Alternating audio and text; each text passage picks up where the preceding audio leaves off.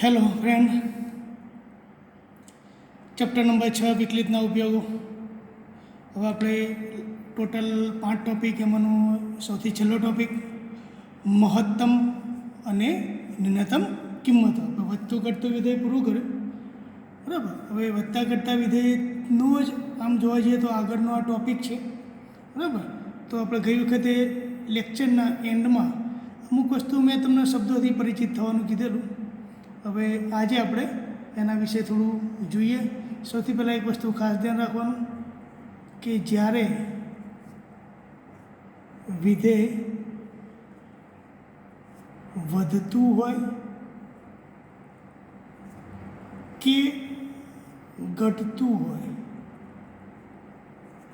પછી એ સ્ટ્રિક્ટલી પણ હોઈ શકે, એ ચુસ્ત હોય, પણ ક્યારે આર પર પ્રદેશ એનો આર આપેલો હોય ત્યારે મહત્તમ કે ન્યૂનતમ કિંમતો મળતી નથી. કિંમતો ન મળે. આ ખાસ યાદ, પહેલું જ વાક્ય. જ્યારે વિધેય વધતું હોય કે ઘટતું હોય ત્યારે મહત્તમ કિંમત એની ન મળે. આ પહેલું જ વાક્ય. એટલે પહેલું એ સૌથી પહેલાં ચેક કરવાનું કે તમને કહેવામાં કે મહત્તમ MCQમાં ખબર પડી જાય કે શક્ય નથી એવો શબ્દ મૂકેલો હોય એટલે ખબર, પહેલું વાક્ય લાગુ પડી જતું હોય મોટે ભાગે. એ ઓપ્શન વિચારી જ લેવાનું, બરાબર. પછી આપણે જોઈએ કે જ્યારે વિધેય મિક્સ હોય, આપણે એક સાઇનનો આલેખની વાત કરેલી, જ્યારે વિધેય મિક્સ હોય મતલબ શું? વધતું પણ હોય અને ઘટતું પણ હોય, બરાબર. બંને ઇફેક્ટ થતી હોય. વધતું ઘટતું હોય ત્યારે અંતરાલ મળે. આ તમે જાણો છો, ક્લિયર ને? ત્યારે અંતરાલ મળે એટલે કે કયા અંતરાલની અંદર વધે છે, કયા અંતરાલની અંદર ઘટે છે, બરાબર. અંતરાલ મળે અને અંતરાલ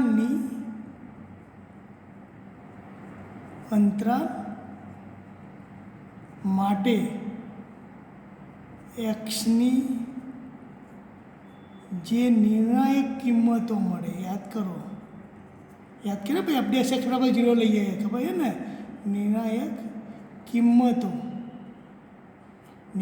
જે કિંમતો માટે વિધેય મહત્તમ કે ન્યૂનતમ કિંમતો આપે.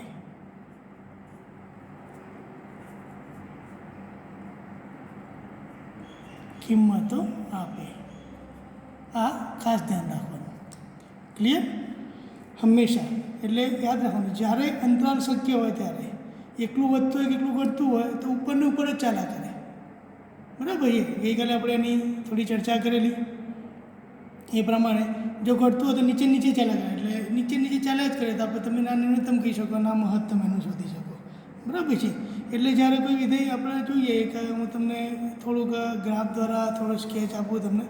ધારો કે કોઈક વિધેય છે, આ રીતે આમ જઈ રહ્યું છે, આમ, ઓકે. આ રીતે આવું કંઈ વિધેય છે, તો વિધેય તમે જુઓ તો અહીંયા આગળ એકદમ નીચું આવી ગયું આમ. તો ધારો કે આ કોઈ એક કિંમત છે, હું એને C1 નામ આપું, ક્રિટિકલ પોઈન્ટ. એટલે એ પ્રમાણે અહીં આગળ પાછું ઉપર જતું રહ્યું, અહીં આગળ હું એને C2 નામ આપું. ફરી પાછું આ નીચે આવ્યું તો C3 નામ, ફરી પાછું ઉપર જતું રહ્યું તો આ C4 નામ આપું. ફરી પાછું આ નીચું આવ્યું, બરાબર છે, તો C5 નામ આપું. ફરી પાછું ઉપર ગયું તો આ C6 નામ આપું. તમે જુઓ તો અહીંયા આગળ C1, C3, C5 આ બધી આપણા માટે એક્સની કિંમતો છે. અને આ બધી જે કિંમતો જે છે આપણે એને નિર્ણાયક કિંમતો કહીશું. ક્રિટિકલ પોઈન્ટ ઇંગ્લિશમાં કે, એટલા માટે મેં એનો સિમ્બોલ C લખ્યો. આ બધી આપણા માટે નિર્ણાયક કિંમતો છે. કઈ કિંમતો છે? નિર્ણાયક કિંમતો. તમે જો જે નીચે કિંમતો છે, જો એક્સની કિંમતો એટલે કે એક્સ બરાબર, નીચેની કિંમત તમે જો અહીંયા આગળ આ C1 નીચે, પછી એક C3 છે, પછી એક C6 દેખાય છે, C બરાબર, એક મને અહીંયા આગળ તમે જુઓ તો C5 દેખાય. તો આ C5 એ ન્યૂનતમ કિંમત નથી, ન્યૂનતમ કિંમત માટેના બિંદુ છે, માટેના બિંદુ યાદ રાખો, આ બિંદુ છે. આ કિંમતો ઓરિજિનલ, આ કિંમતો તમને ખબર છે, આ કિંમતો કઈ રીતે મળે? આ નિર્ણાયક બિંદુ કઈ રીતે મળે આપણે ખબર ને, f' બરાબર 0 લઈને શોધીએ છીએ. આપણે વધતા કરતા વિધેયમાં જે કામ કર્યું તે 0 લઈને મળે. કઈ કિંમતે વાત કરું? હું C ની વાત કરું, C1 C3 C બરાબર. પછી આ જે કિંમત છે તો ન્યૂનતમ કિંમત મળે એના ઓરિજિનલ વિધેયમાં, વિકલનવાળા પદમાં નહીં, ત્યાં તો 0 જ મળે ભાઈ. એટલે ઓરિજિનલ વિધેય જે વિકલન નહોતું કર્યું, જે તમને રકમ આપી છે એ રકમની અંદર મૂકો. એટલે FC1 મૂકો, FC3 મૂકો, FC5 મૂકો બરાબર. આ જે કિંમતો મળે, આ કિંમતોને શબ્દ એક આવે તો મેં કીધું સ્થાનીય ન્યૂનતમ કહેવાય. ગ્રાફ પરથી ખબર નીચેના પોઈન્ટ બધા કઈ કિંમત કહેવાય? સ્થાનીય ન્યૂનતમ મૂલ્યો કહેવાય. સી જે અવયવ પાડીને જે કિંમતો C શોધી અંતરાલમાં જે મૂકતા હતા બરાબર, એ યાદ રાખો એના પોઈન્ટ છે, એના બિંદુઓ છે, એની ન્યૂનતમ કિંમત નથી. યાદ રાખવાનું કે ગડબડી ના થાય બરાબર. આ જ રીતે આપણે જોઈ શકીએ છીએ કે એક્સ બરાબર C2 ઉપર છે જુઓ, પછી ઉપરની તરફ પાછો એક C4 છે, ફરી પાછા ઉપરની તરફ એક C6 છે બરાબર. આ જે કિંમતો છે ને, આ બધી કિંમતોને એ મહત્તમ ઉપર છે એટલે મહત્તમ કિંમતો માટેના બિંદુ કહેવાય. પોઈન્ટ ઓફ મેક્સિમા ઇંગ્લિશમાં એને કહે છે, પોઈન્ટ ઓફ મેક્સિમા બિંદુ છે. હવે તમને ફરીથી કહું, આ બિંદુઓ ક્યાંથી મળે? તો f' 0 લઈને મળે. યાદ કરો, વારંવાર કહું છું, મહત્તમ એટલે વધતું ને ઘટતું વિધેય આવડે એમાં જે અંતરાલ આપણે શોધીએ છીએ એ જ કામ અહીં કરવાનું છે. એક વધારાનું કામ આવશે, એ કિંમતો ઓરિજિનલ વિધેયમાં મૂકવાની છે, બસ એટલું. એટલે અહીંયા આગળ આપણને ખબર પડે કે અહીંયા આગળ તેમ કે અહીંયા આગળ અહીં કિંમત મૂકી દઉં તો એ વાયની કિંમત મળે. એટલે અહીંયા આગળ મોટામાં મોટી કિંમત એમ એવું, એનાથી મોટી આ છે તો કદાચ આ પણ મોટી, એટલે ઉપર તરફ આ સ્થાનીય કહેવાય બરાબર છે. અને આ બધી કિંમતોમાં જે સૌથી એક વૈશ્વિક શબ્દ મેં મૂકેલો ખબર ને, આની અંદર એક વૈશ્વિક શબ્દ પર મેં મૂકેલો, તો આ બધામાં જે સૌથી નાનું હોય એને વૈશ્વિક ન્યૂનતમ કહેવાય, આ બધામાં જે સૌથી મોટું હોય એને વૈશ્વિક મહત્તમ કહેવાય. એની પણ આપણે ચર્ચા કરશું પછી બરાબર. હવે આગળ જો આમાંનામાં હવે તમને એક વસ્તુ ખબર છે કે જ્યારે હવે આપણે કઈ રીતે નક્કી કરી શકાય કે આ મહત્તમ જ છે ને આ ન્યૂનતમ છે? તો આપણે એના માટે એક સામાન્ય ગ્રાફ બનાવી દઈએ. આપણને ખબર છે, જો તમે અહીંયા કાઢે આમ વિધેય છે, આમ જઈએ, આવો એક ગ્રાફ છે બરાબર. એટલે આ તમે જો સૌથી ઉપરનો પોઈન્ટ કહેવાય, આ સૌથી ઉપરનો પોઈન્ટ. આ જગ્યાએ હું સ્પર્શ કરું તો સમાંતર આવે. તમને ખબર હોય કે વાયને છેદે સમાંતર, તો આ જગ્યાએ f' C એટલે આપણે ક્રિટિકલ પોઈન્ટ હંમેશા 0, એટલે ઢાળ એનો 0 હોય બરાબર. પછી આ જગ્યાએ હું મૂકું તો જો અહીં વધે છે બરાબર ને, અહીંથી આમ જો તો આમ વધ્યું, તો અહીંયાથી હું સ્પર્શક દોરું તો આપણા માટે ક્રિટિકલ પોઈન્ટ એટલે વિકલન કર્યા પછી ઢાળ આપણે જે શોધીએ ને એ ઢાળની વાત કરું છું, f' C, તો આ હંમેશા ગ્રેટર દેન 0 જ બને. ક્લિયર? એટલે વધતું કહેવાય. એ પ્રમાણે અહીંયા આગળ તમે જો હવે ધીમે ધીમે ઉપર આવ્યા પછી એમ ઘટવા લાગે આમાં. ક્લિયર? તો આ જગ્યાએ f' C આપણા માટે એ શું મળે? <0 મળે, બરાબર. હવે આપણે નક્કી કરવું હોય, ધારો કે આ જગ્યાએ કોઈ સી બિંદુ છે, એક્સની કિંમત સી, એના કરતાં થોડીક વધારે, જો એ બિંદુ નીચે જ હોય એનાથી, એટલે હું આની અંદર એક એચ ઉમેરી દઉં તો સી પ્લસ એચ. એ પ્રમાણે આ બાજુ પણ એનાથી નીચું છે, જો સી માઇનસ એચ. ઉમેરવું કે બાદ કરવું એ બંને આપણને સી કરતા, એટલે એફસીનો જવાબ એ હંમેશા કોઈ ચોક્કસ કિંમત બાદ કર્યા પછી ને જવાબ આપે એના કરતાં વધારે હોય, અને એ જ રીતે એફસીનો પણ જવાબ આ બાજુ ઉમેર્યા પણ તમે આ લોકો ઉપરથી જોઈ શકો કે આ બિંદુ આના કરતાં નીચું છે, બરાબર. તો બંને વખત આ કોઈ ચોક્કસ નાની અતિ સ્મોલ કિંમત યા છે, એટલે આપણને ભણી ગયા આગળ, બરાબર. એની અંદર ઉમેરવામાં આવે કે બાદ કરવામાં આવે, છતાં પણ સી મોટો જ રહે, તો ત્યારે આપણે એવું કહી શકીએ કે એફસી એટલે ઓરિજિનલ વિધેયમાં સીની કિંમત મૂકવાની, વિકલ્પમાં નહીં મૂકવાની, 0 આન્સર આપે. એફસી ને સ્થાનીય મહત્તમ કિંમત કહેવાય. ક્લિયર? એવું ને એવું અહીંયા તમે જુઓ, એવું ને એવું ફરીથી પાછું ઢાળબાણ નહીં લખું, આ રીતે તમે જો અહીંયા આ જગ્યાએ આપણું સૌથી નીચેનું બિંદુ સી, પછી આની અંદર તમે જ્યાં થોડું ઉપર થઈ ગયું, આ પણ થોડું ઉપર થઈ ગયું, એટલે અહીંયા હું એચ ઉમેરી દઉં, અહીંયાથી એની જ કિંમતની બાદ કરું એટલે પાછા આવીએ, બરાબર. તો હવે ફરીથી એફસીની કિંમત એ એફ સી માઇનસ એચ કરતાં પણ નાની થાય, અને એફસીની કિંમત એ એફ સી પ્લસ એચ કરતાં પણ. જો આ પ્રકારની ઘટના બને તો એફ સી એ આપણા માટે કેવી કિંમત કહેવાય? ન્યૂનતમ. આપણા માટે આ ન્યૂનતમ કિંમત કહેવાય. ક્લિયર? તો આમ આ રીતે તમે આ વસ્તુને સમજી શકો છો. ક્લિયર? બરાબર. તો આટલી વસ્તુ ખાલી આપણે શરૂઆતની અંદર અત્યારે હાલ આપણે આટલી જ વસ્તુ યાદ રાખવાની છે, બરાબર. જો આપણે એક ઉદાહરણ જોઈએ.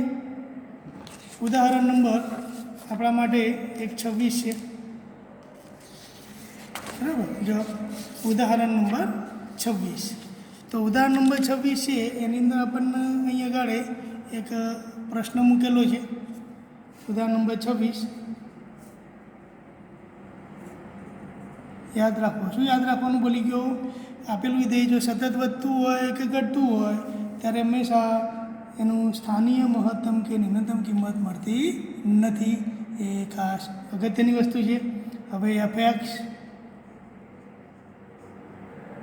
ઇઝ ઇક્વલ ટુ એક્સ સ્ક્વેરમાં મહત્તમ અને ન્યૂનતમ મૂલ્ય, મહત્તમ અને ન્યૂનતમ મૂલ્યો શોધો, બરાબર. તમને ખબર પડી કે આપણા માટે આ પર્વલય છે. ક્લિયર? તો આ પર્વલય છે એટલે આપણા વિધેય જે છે અમને ખરેખર આ એફએક્સ, એટલે એફએક્સ એટલે આપણા માટે વાય કહેવાય. Y is equal to X square છે, તો આપણા માટે આ પર્વલય થઈ ગયું. ક્લિયર? તમે જો આમ તો એક્સની ગમે તે કિંમત વધ્યા જ કરે તો આપણે એનો ગ્રાફ બનાવીએ ને તો અંદાજે આવો ગ્રાફ હોય. જે એક્સ 0 તો વાય 0, બરાબર છે. એટલે હંમેશા આ પ્રમાણેનો ગ્રાફ. તો આપણા માટે અહીંયા આગળ 0 બિંદુ, એક્સની કિંમત 0, બરાબર. અહીંથી નીચે તો જવાનું જ નથી કારણ કે વર્ગ કદાપી ઋણ હોય નહીં, 0 માટે 0 થાય. તો આપણે કહી શકીએ કે ભાઈ એક્સ બરાબર 0 માટે કિંમત મૂકી દઉં એટલે એફ 0, તો 0નો વર્ગ બરાબર 0 ને કઈ કિંમત કહેવાય? ન્યૂનતમ. ન્યૂનતમ કિંમત મળે. પતી ગયો ક્વેશ્ચન, બરાબર. મહત્તમ ના મળે કેમ કે અનંત સુધી ચાલે. ક્યાં સુધી? બહુ ઉપર સુધી જશે ભાઈ.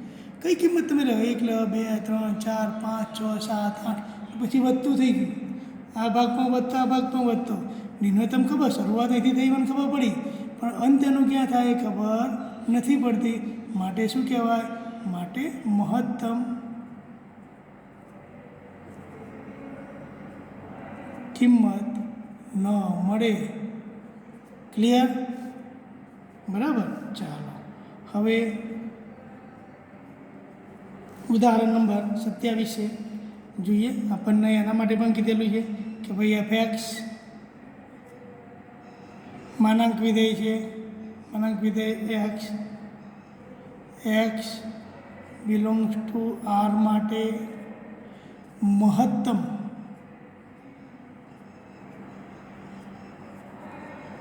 અને ન્યૂનતમ કિંમત શોધો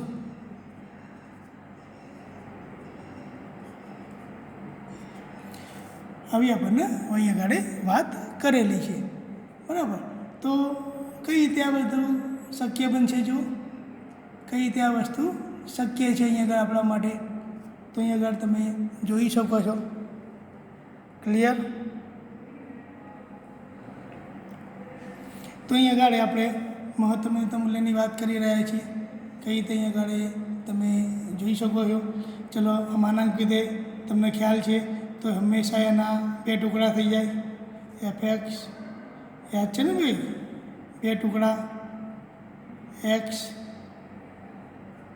માઇનસ એક્સની કિંમત ગ્રેટર દેન ઇક્વલ ટુ 0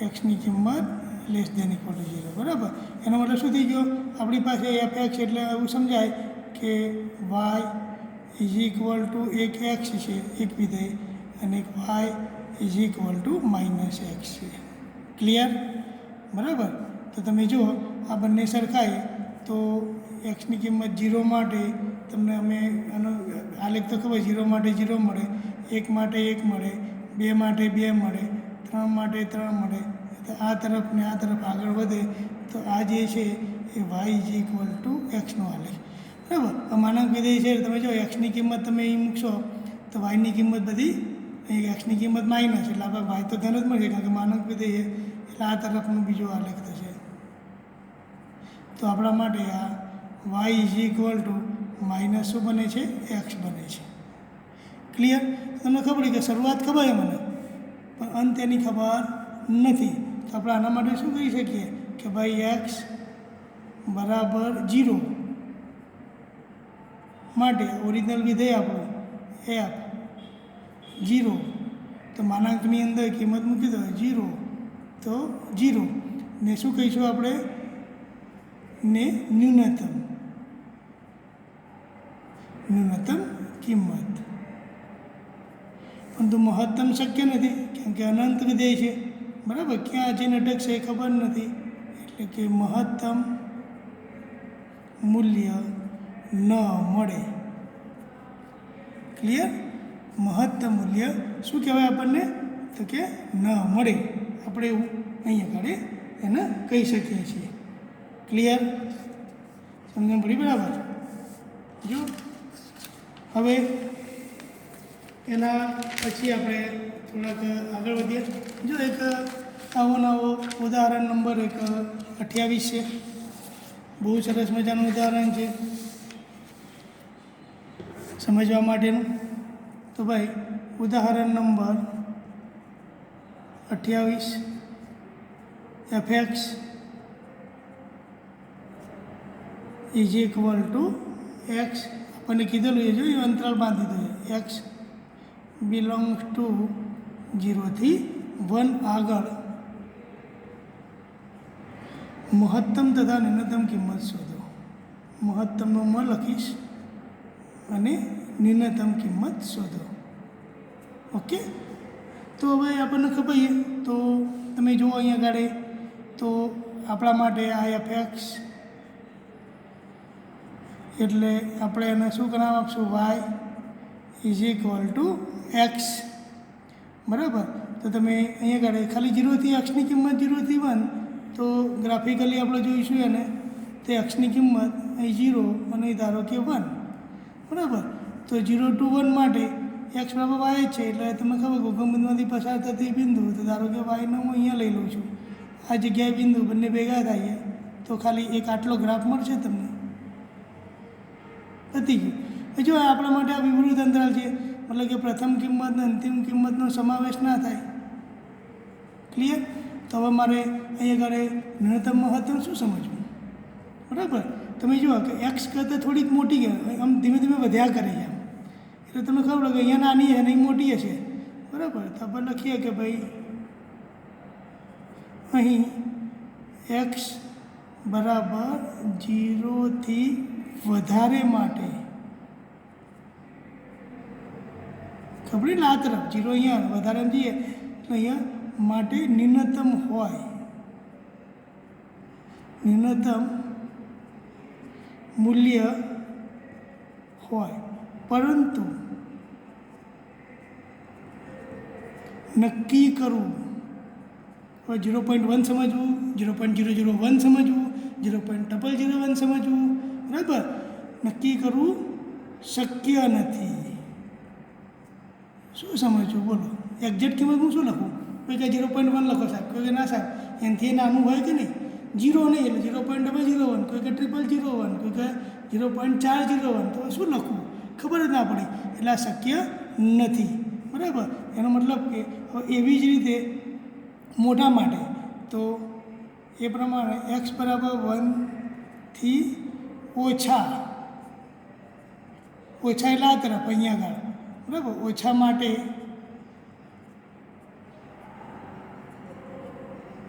મહત્તમ મૂલ્ય એનું હોય, પરંતુ નક્કી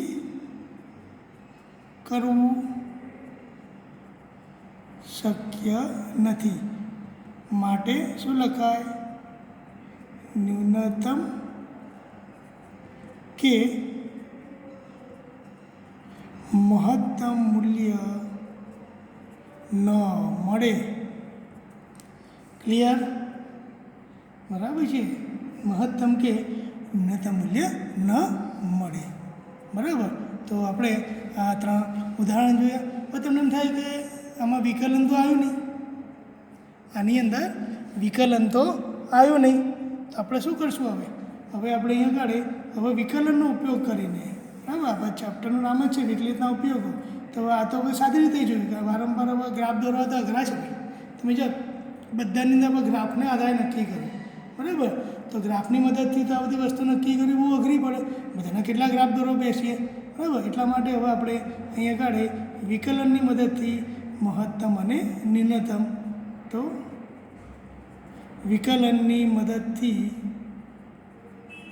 આપણે મહત્તમ કે ન્યૂનતમ મૂલ્યો માટે જોઈએ. એમાં એક મેથડ છે જેને કહેવામાં આવે છે કે જેની પહેલી મેથડ છે આપણા માટે, જેને એવું કહેવામાં આવે છે કે પ્રથમ વિકલન કસોટી. પ્રથમ વિકલન અથવા વિકલિત, કોઈ જગ્યાએ વિકલિત શબ્દ, વિકલન કસોટી. તો હવે વિકલનની મદદથી કઈ રીતે શક્ય બને? તો એના માટે સૌથી પહેલાં જો જે આપણને એના સ્ટેપ છે યાદ રાખો બધા. સૌથી પહેલાં તો એફએક્સ લેવું. એફએક્સ મતલબ શું? આપણને જે રકમ હોય તે લખવી. આ તો પહેલું સ્ટેપ. બીજા સ્ટેપની અંદર F dash x is equal to 0 લેવું. સોરી, એટલે કે એફ ડેશ એક્સ મતલબ કે વિકલન શોધવું.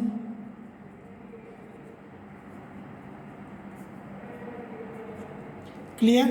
પેલું રકમ લખવાની, પછી શું નાખવાનું? વિકલન શોધવું. ત્રીજા સ્ટેપની અંદર એવું કરવાનું, એફ ડેશ એક્સ બરાબર 0 લઈને, વધતા ઘટતામાં કરતા હતા ને આપણે, 0 લઈને અવયવ દ્વારા એક્સની જેટલી કિંમતો જેમ કે પહેલાંનું નામ C1 આપો, બીજાનું નામ C2 આપો, C3, બરાબર. કિંમતો આ કિંમતો શોધવી.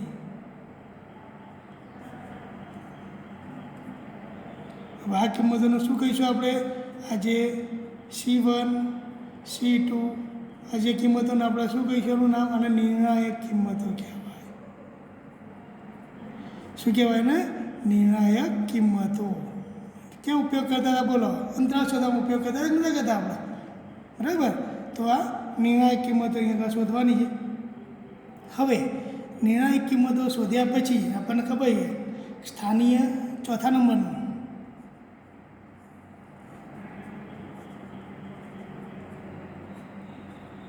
સ્થાનીય મહત્તમ માટે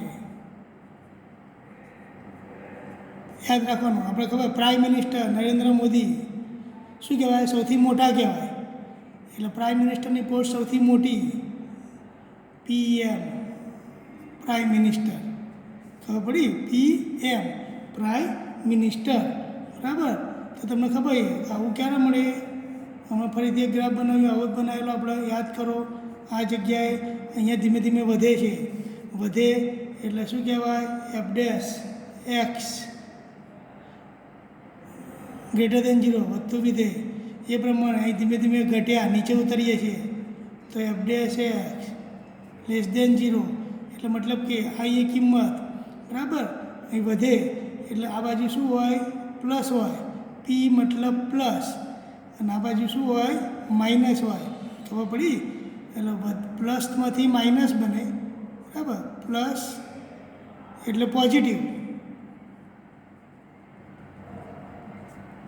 અને અહીં આગળ માઇનસ એટલે નેગેટિવ. માઇનસ બને તો સ્થાનીય મહત્તમ મળે. તો શું મળે? આ જગ્યાએ જે કિંમત મળે FC, ધારો કે FC એટલે અહીંયા આગળ જે કિંમત મળી ક્રિટિકલ પોઈન્ટ તમે જે શોધ્યું ને એ કિંમત આપણે વિધેયની અંદર ઓરિજિનલ રકમમાં મૂકવાની, અને જે જવાબ આપે આપણને આને શું કહીશું? સ્થાનીય મહત્તમ PM. હવે એનાથી ઊંધું, એનાથી ઊંધું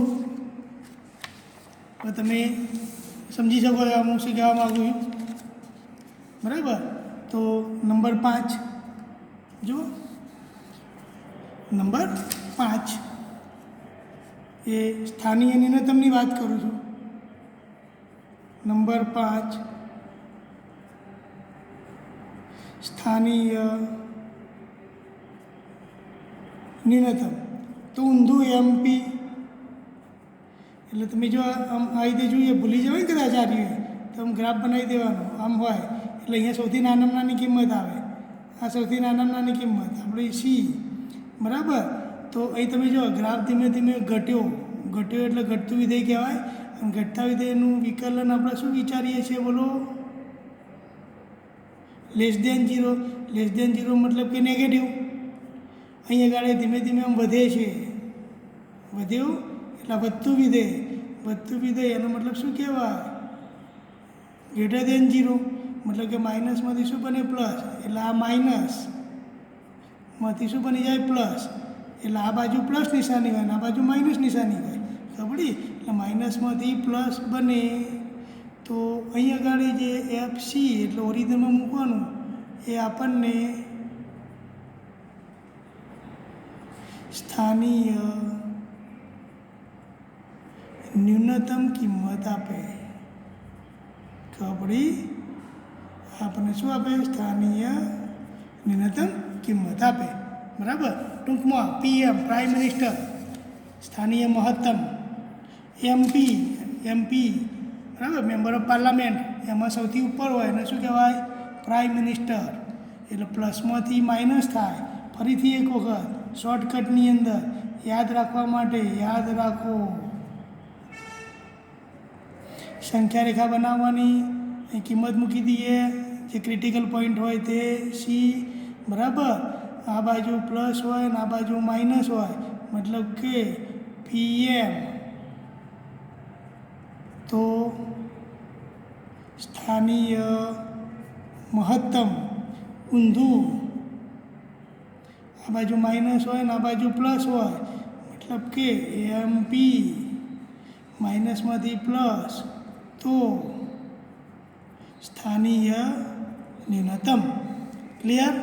વિકલનના ઉપયોગથી ચલો પહેલું કામ શું કરવાનું? રકમ લખવાની. રકમ લખ્યા પછી વિકલન કરવાનું. વિકલન કર્યા પછી f' બરાબર 0 લેવાનું.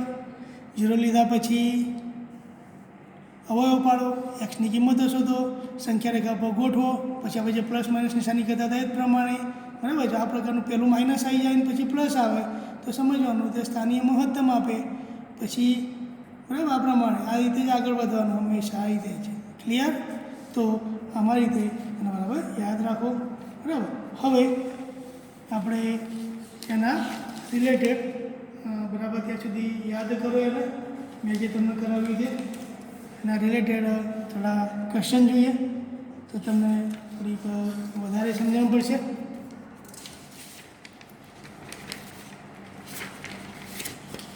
ક્લિયર? જુઓ, હવે ઉદાહરણ નંબર આપણી પાસે એક છે 29, 28 સુધી આપણે જોયેલું. ઉદાહરણ નંબર 29 જો આપણને કીધેલું fx is equal to x³ minus 3x plus 3ના સ્થાનીય મહત્તમ અને ન્યૂનતમ શોધો. શક્ય હોય શોધવાનું. ચલો, રકમ આવી ગઈ. સૌથી પહેલું સ્ટેપ શું કીધેલું? જે હોય એમની એમ રકમ લખી દો. રકમ જોઈને ખબર પડી જાય ભાઈ શું કામ કરવાનું છે. વધતું ઘટતું પૂછેલું હોય તો એ વિકલન, મહત્તમ તો વિકલન, કારણ કે એના આગળનો ટોપિક છે આ.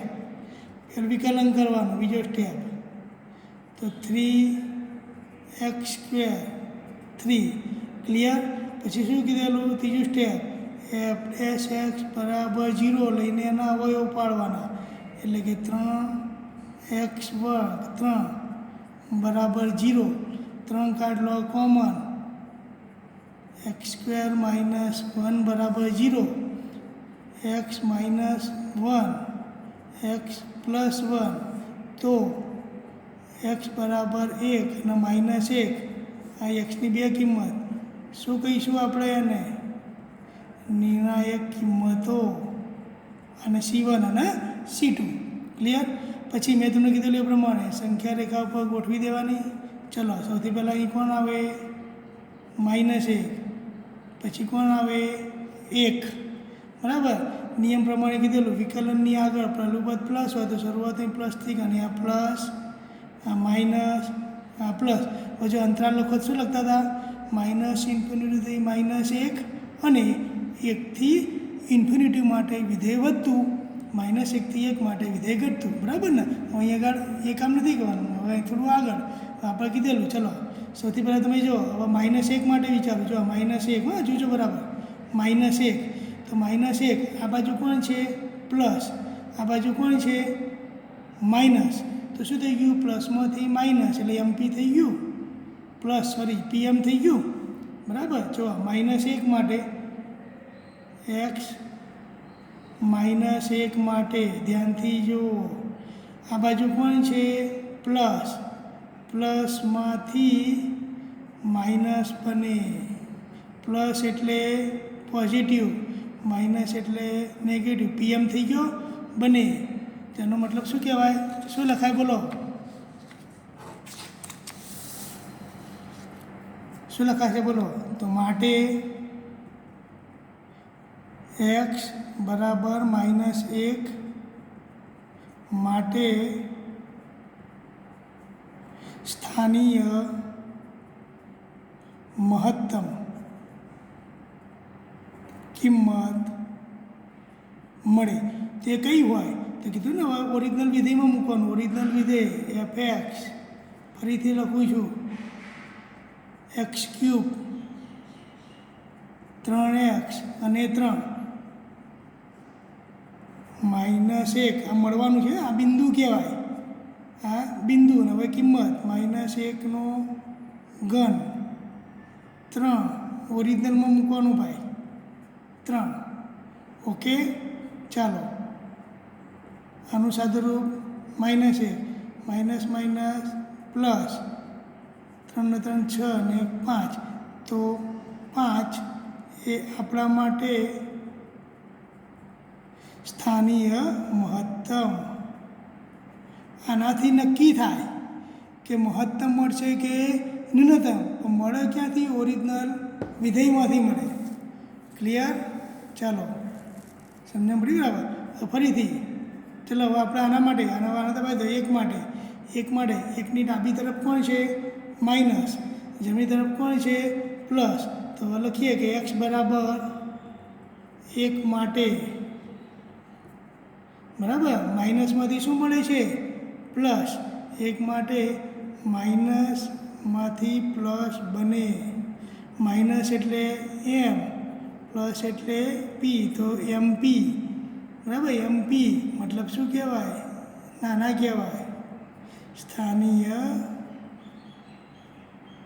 ન્યૂનતમ મળે એ સ્થાનીય ન્યૂનતમ કોણ હોય તો અહીંયા આગળ f ઓરિજિનલની અંદર મૂકવાનું આ ઓરિજિનલ વિધેય આપણું છે તો 1 એનો ઘન -3 1 અને 3 ચલો તો અહીંયા આગળ 1 -3 + 3 બરાબર 1 તો 1 એ આપણા માટે શું કહેવાય સ્થાનીય ન્યૂનતમ માટે 1 એ સ્થાનીય ન્યૂનતમ કિંમત ખબર પડી બરાબર ક્લિયર થયું ભાઈ હા હું આશા રાખું છું એમપી સૌથી મોટા તો મહત્તમ કિંમત આપે ક્લિયર ચાલો બીજો એક જોઈએ ક્વેશ્ચન તો થોડી પ્રેક્ટિસ થાય ઉદાહરણ નંબર 30 fx બરાબર 2x નો ઘન 6x નો વર્ગ 6x 5 બરાબર આખું નથી લખતો સ્થાનીય મહત્તમ ન્યૂનતમ શોધો ચલો રકમ તો લખાઈ ગઈ બરાબર હું ડાયરેક્ટ હવે ગણતરી કરું છું રકમ બીજા નંબરનું સ્ટેપ શું હતું વિકલન 3 દુ 6 x વર્ગ 6 દુ 12x અને 6 પછી શું કીધેલું f' બરાબર 0 વધતા કરતામાં અંતરાલ માટે જે કામ કરતા હતા તેનું તે જ વારંવાર હું આ વસ્તુ બોલું છું બરાબર તો બધામાંથી જુઓ 6 કોમન તો વધ્યા x² 6 દુ 12 1 બરાબર શું કીધું 0 તો આ તો પૂર્ણવર્ગ થઈ ગયું લે 0 પૂર્ણવર્ગ હોલ સ્ક્વેર થઈ ગયો વિકલન હોલ સ્ક્વેર થઈ ગયો ભાઈ આજનું સૌથી પહેલું વાક્ય હોલ સ્ક્વેર શું થાય ઓલવેઝ ગ્રેટર દેન 0 અને 1 માટે 0 એટલે ગ્રેટર દેન 0 મતલબ વધતું વિધેય છે